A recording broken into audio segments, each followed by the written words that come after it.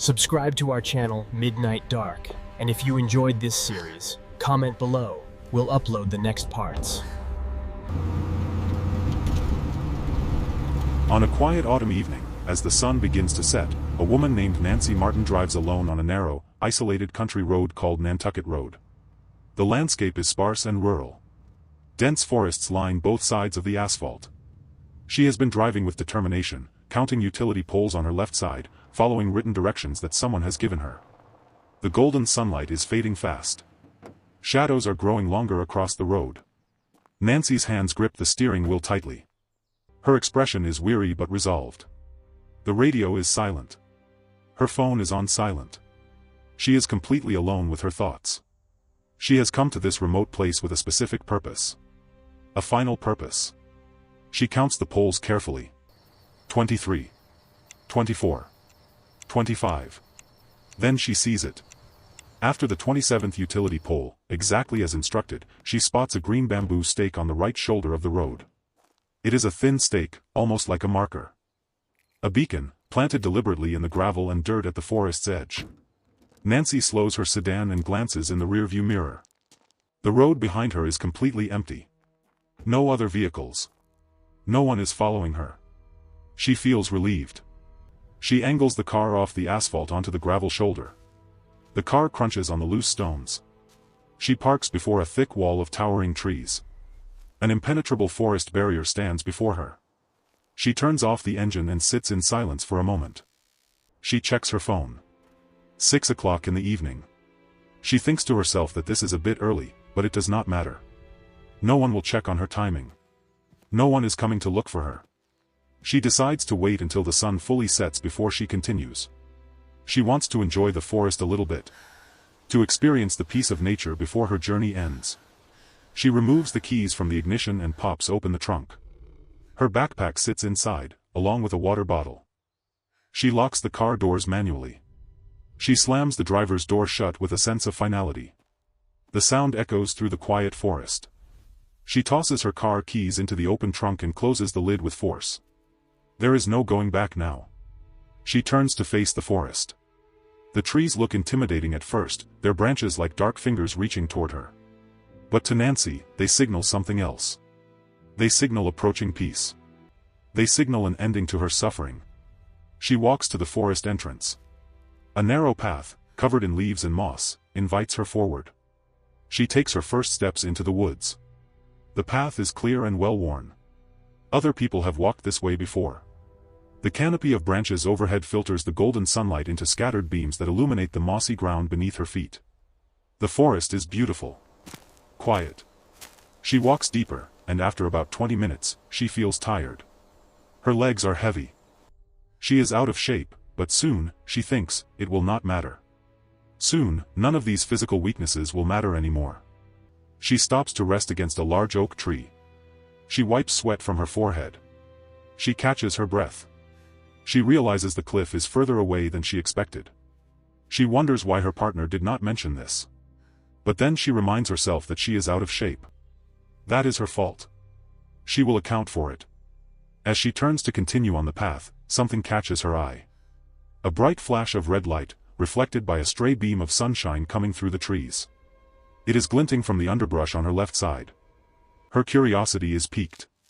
She stops and leans forward to investigate. She parts the ferns and fallen leaves. And there, half buried in the leaf litter, she finds a heart-shaped earring made of fake ruby. Red and glittering. She picks it up and holds it in her palm.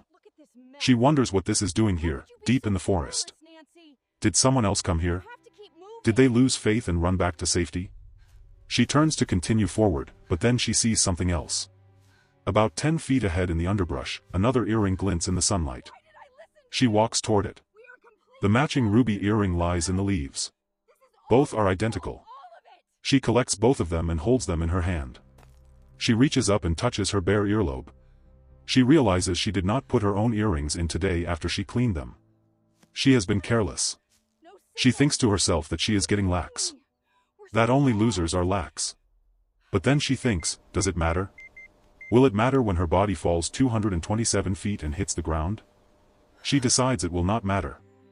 Still, these earrings are nice. Since she cannot do it hygienically, she will put them in anyway. She inserts both earrings into her earlobes and feels the tugging sensation. She takes out her phone and uses the screen as a makeshift mirror. She admires herself with a dark sense of humor. She will be the most glittering corpse among all the others, she thinks. But then something else catches her attention. A scrap of red cloth is snagged on a thorny bush a short distance away. She walks toward it and picks it up. It looks like it came from a skirt. Red cotton material. She holds it in her hand along with the earrings, now deeply curious.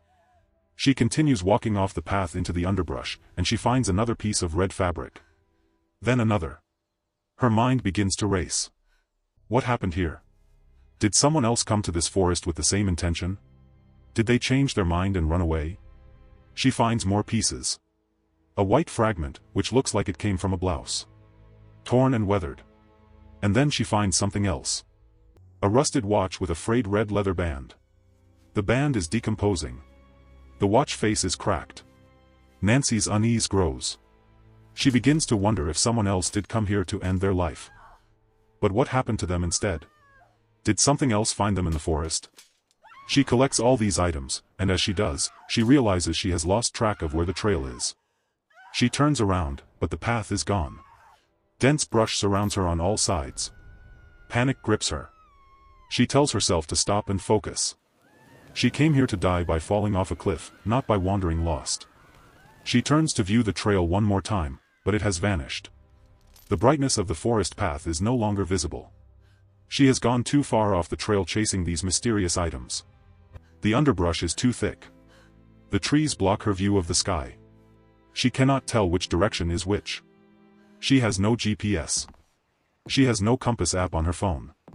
She checks her phone and gets 0 bars of signal. She is completely cut off from the world. She curses at herself. She yells in frustration. How could she fail at something so simple? She was supposed to find a cliff and fall off it. That was the plan. And she has already failed. She tries to orient herself. She remembers where she discarded the watch. She turns her back to that spot and walks in the opposite direction, hoping it will lead her back to the trail. She walks for what feels like an hour. The forest is uniform. Green and brown and endless. Every tree looks the same. Every patch of underbrush is identical to the last. She has no idea if she is going in the right direction or completely the wrong way.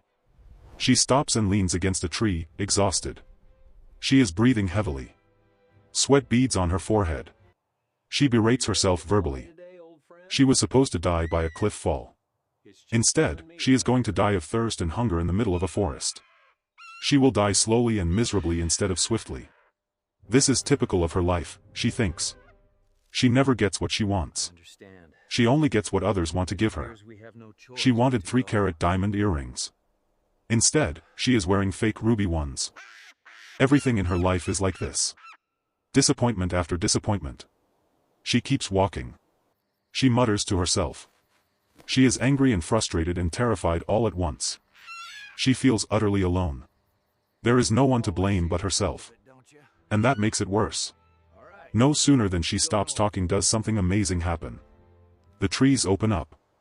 She enters a circular clearing, about 50 feet across. The grass is tall and green. The trees form a natural circle around it, like an arena. Nancy is shocked. She did not pass through any clearing on her way here. Where did this come from? She is completely disoriented now. But at least she has an open space. She can breathe. She leans against a tree and focuses on a small, smooth-barked sapling directly across from her. She decides to use that tree as her goal. She will walk to it, and then she will sit and think about what to do next. She steps into the tall grass. She is about halfway across the clearing when her foot hits something hard hidden in the grass. Suddenly, metal jaws snap shut around her right ankle with tremendous force. The pain is sharp and immediate and unbearable. She screams. She stumbles and falls face first to the ground. She writhes in agony. She screams again. The pain is excruciating. Blood seeps through her sock. She twists around so she can see what has caught her. Steel bands. A bear trap. The jaws are clamped tight around her ankle. She grips both sides of the trap and tries to pull them open, but she cannot. It will not budge. She realizes with horror that she cannot escape. She cannot remove the trap without help. She screams for help. She yells as loud as possible. She pleads with fate, with karma, with anyone or anything. She does not want this. She does not want to suffer. She does not want to die slowly and in pain.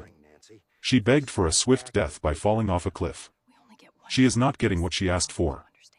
As she screams, birds, hundreds of birds, suddenly erupt from the bushes and trees around the clearing in a panic.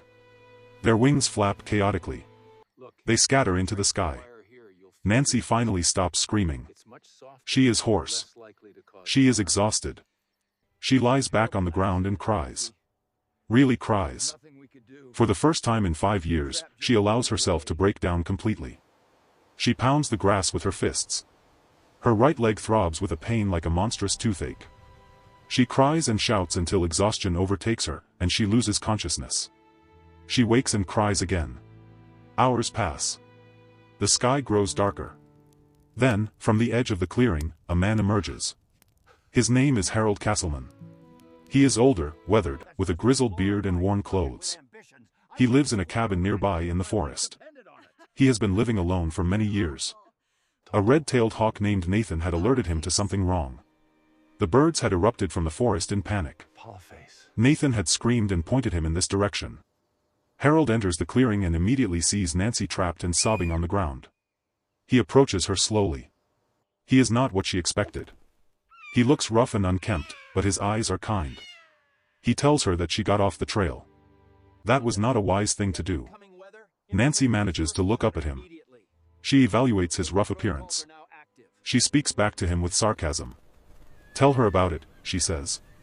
Harold drops to his knees and reaches for the trap. Nancy suddenly shouts at him to stop. She tells him not to touch her. She does not trust him. She does not want his help. Harold pauses, confused and frustrated. He asks her what she means. Nancy tells him to just get her help. Harold explains that from where she parked her car, it is about 15 miles to the nearest professional help. And with her wandering in the forest, she has added at least 4 more miles to that distance. Simply getting help will not work fast enough. He will take care of her himself. Nancy refuses. She does not trust him. Harold, exasperated, tells her that she came to this trail to kill herself.